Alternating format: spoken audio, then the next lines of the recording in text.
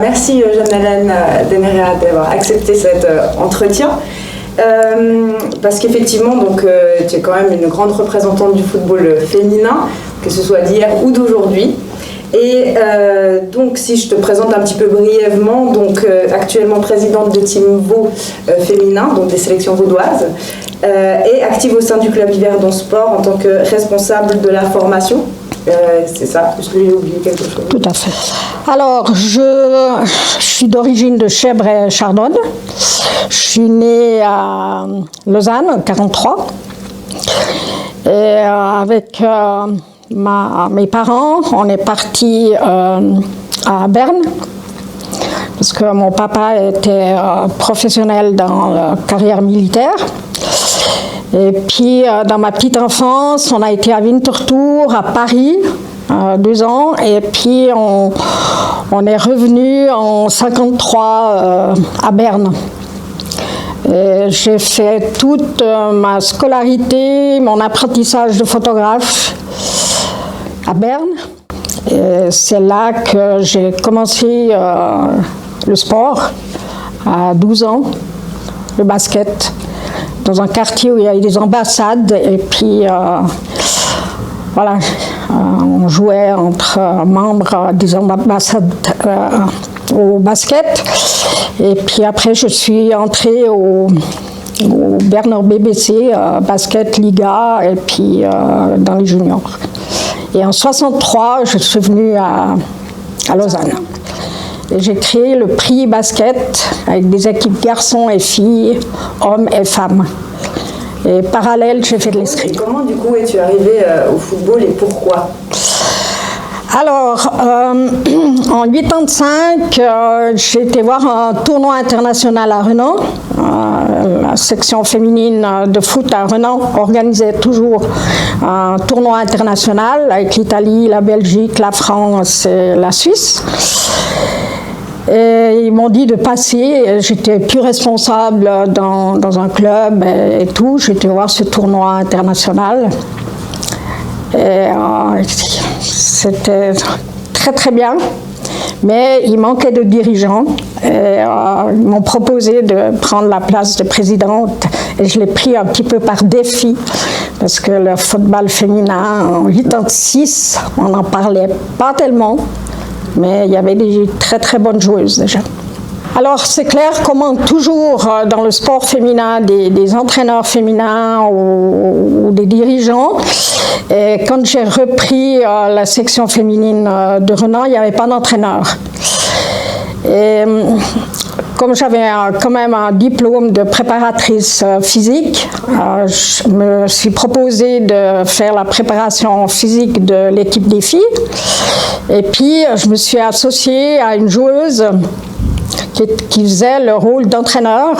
Et j'ai appris énormément avec cette joueuse qui m'a fait, au fond, pendant 10-15 ans, entraîner, coacher l'équipe et en parallèle présidente, quoi. Quelles étaient du coup vos relations au sein du club, ou perçues justement entre les joueurs, les joueuses, par rapport justement aussi au football masculin à ce moment-là? Alors, c'était assez difficile, mais comme je dis souvent, c'est aussi à la femme ou à la jeune fille de faire un effort. Si elle veut faire un sport qui est un petit peu critiqué, point de vue masculin.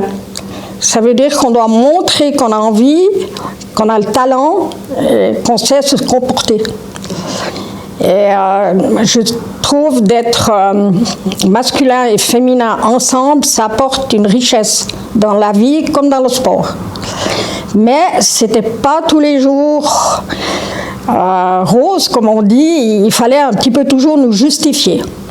Mais on était très écoutés par la commune de Renan, par la syndic, Madame Huguenin, qui a fait beaucoup, et le FC Renan a toujours été favorable au foot féminin. Et puis du coup, comment ton entourage a-t-il perçu le fait que tu t'investisses dans le football et dans le basket? Alors, dans le basket et dans l'escrime, il n'y avait pas de différence. J'ai jamais senti une différence, quoi. On était acceptés, hommes et femmes, garçons et filles. Ça jouait dans les clubs et tout, il n'y avait pas de différence et tout. C'est clair, dans le foot, c'est plus difficile parce que c'est quand même un sport viril, il ne faut pas oublier de le dire. Mais disons, la femme ou la jeune fille peut apporter plus par sa technique. Ce n'est pas que la rapidité ou la force. Il faut vraiment faire la différence. À droite, il y a le sport masculin et à gauche, il y a le sport féminin. Il ne faut jamais comparer. Et est-ce que tu as eu déjà des remarques de tes proches sur cette activité? Alors j'avais un entourage et des parents très favorables parce que ma maman était prof de tennis. On jouait beaucoup de tennis en famille et tout, basket, escrime. Là, si j'ai bien compris, donc tu as d'abord été du coup au niveau de la responsabilité, puis ensuite en est découlé entraîneur. Mais qu'est-ce qui t'a vraiment poussé à faire ça? Donc je crois que c'est ce qu'on m'a donné quand j'étais ado. Ce qu'on m'a donné en tant qu'ado, moi je voulais le redonner à nous, aux ados actuels. Parce que c'est à un moment donné, quand on arrête le sport, ou qu'on est encore on est en fin de carrière dans son sport et tout, n'importe quel sport, on se doit aussi d'encourager et d'accompagner notre jeunesse. Parce que vu que les années avancent et tout, ils ont besoin de personnes et je trouve d'apporter quelque chose, c'est primordial pour moi, quoi. Et le foot, c'était vraiment un défi, quoi, pour arriver à ce qu'on est aujourd'hui, quoi. Et quand tu dis justement apporter des choses, ce serait quoi par exemple dans cet aspect de transmission? Alors c'est l'entourage, justement ce qu'on dit, des filles ou des femmes qui jouent au foot, garçons manqués, ou on s'occupe de leur vie privée qui ne nous regarde pas, au fond. J'accepte pas les critiques, et surtout les personnes qui n'ont jamais rien fait de leur vie, quoi. Est-ce qu'à ce moment-là, donc l'association Cotonale, est-ce qu'elle cherchait dans les débuts à développer le football féminin? Oui, alors j'ai eu de la chance, c'est quand depuis 88 à 93, comme j'étais bilingue, j'ai fait mes écoles à Berne, la Ligue féminine suisse qui a été faite par M. Boll, le Valaisan, il m'appelait souvent pour traduire des séances en Ligue féminine. Et j'étais aussi dans un groupe de travail pour intégrer la Fédération suisse de football, parce qu'on a été accepté en 93. C'est pas si longtemps, c'est clair que c'est des années, mais c'est pas si longtemps. Et voilà, ce groupe a travaillé, on a été accepté, et depuis 93 à maintenant, cette année, c'est la première fois que la responsable féminin est entrée dans le comité central de la Fédération suisse de football. Est-ce que tu as dû faire face à des préjugés en tant qu'entraîneur ou en tant que responsable? Si oui, lesquels?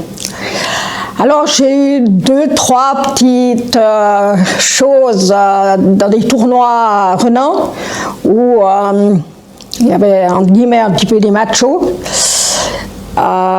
qui n'acceptaient pas le football féminin et fallait expliquer et tout. Après il y a la police qui est venue et tout s'est arrangé. Il y a aussi eu des tournois interrompus, comme on dit, où c'était mixte, mais c'était au fond un petit peu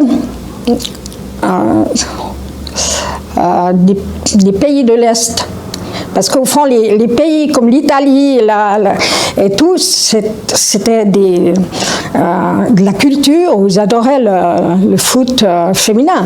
Parce qu'il y a 40 ans, on avait Madeleine Boll et Cathy Moser qui étaient semi-professionnelles en Italie. C'était basé sur des propos, sur des insultes de quel type, justement? De type, comment on dit, d'injures contre les femmes. des mots très durs que moi je ne peux pas accepter. Et là, comme on dit, souvent j'intervenais avec force et tout, et si ça n'allait pas, je téléphonais à la police, puis après tout revenait dans l'ordre, quoi. Et des réactions vis-à-vis des autres personnes peut-être participant à la manifestation, tu penses qu'ils étaient plutôt aussi choqués comme toi, ou ils allaient plutôt dans le sens des autres? Ils étaient moitié-moitié. Ils me comprenaient, mais ils avaient quand même un petit peu leur fierté. Parce que, comment on dit, un homme seul, il comprend. Mais dès que c'est un rassemblement, on guillemets une meute, c'est clair qu'ils se soutiennent. As-tu rencontré des obstacles ou des découragements en tant qu'entraîneur ou en tant que responsable? Non, parce qu'au fond, mon entourage, disons, le club, les dirigeants, les gens qui étaient avec nous au comité, les joueuses que j'avais, ils étaient tellement positifs et ils m'entouraient, moi je les entourais, que j'ai jamais pensé à arrêter, quoi. Et est-ce que tu as subi des pressions? Je dis non. Il y a des fois des petits sous-entendus, mais qui reviennent, mais pas directement. Mais il y a aussi Linda Vialat, où on travaille depuis plus de 30 ans ensemble. Si on est encore là, c'est que les petites remontrances, les petites choses qui sont arrivées ne nous ont pas touchés. Penses-tu avoir dû changer tes traits de personnalité, c'est-à-dire un peu peut-être devoir t'adapter afin d'être accepté dans ce milieu? Non, j'ai eu beaucoup de chance par mon métier que, comme on dit, je travaillais aussi avec des hommes et des femmes, comme photographe et tout, dans une usine à Tesa. Penses-tu avoir dû quand même être un peu plus déterminée? Des fois, il faut être dur, et puis quand je prends ma voiture, je rentre, je me dis, ouais, t'es un petit peu trop dur, mais à un moment donné, on doit pour se faire respecter, quoi. Est-ce que du coup tu as l'impression que tu dois être plus dure en tant que femme que si tu étais un homme? De toute façon, une femme, si elle a des responsabilités, même dans mon métier, j'étais aussi responsable et tout, on doit donner un petit peu plus, mais dans la culture et tout, ça m'a pas gêné, mais on doit faire un petit peu plus d'efforts et le temps est peut-être un petit peu plus long pour arriver. Quel est ton rôle actuellement donc au sein de l'association? Alors, on a fait un gros pas en 2006. On a mis 3 teams, parce qu'au fond, les garçons, ils ont une association Team Wo garçons dans le canton. Et on trouvait, avec Lydia de Castro, qui est malheureusement décédée en 2012, que la place des filles qui faisaient du foot élite, qui étaient en sélection, avait la même autorisation qu'un garçon, c'est d'être dans une association élite. Alors on a créé 3 teams, les meilleures joueuses vaudoises, neuchâteloises et fribourgeoises. On a fait la demande à l'association Team Wo Garçons. J'étais réunie avec tous les présidents de grands clubs vaudois, mais ils ne voulaient pas du foot féminin. Je ne vous dirai pas le mot qu'ils ont dit parce que je trouve que c'est trop dur, mais ils ne voulaient pas du foot féminin.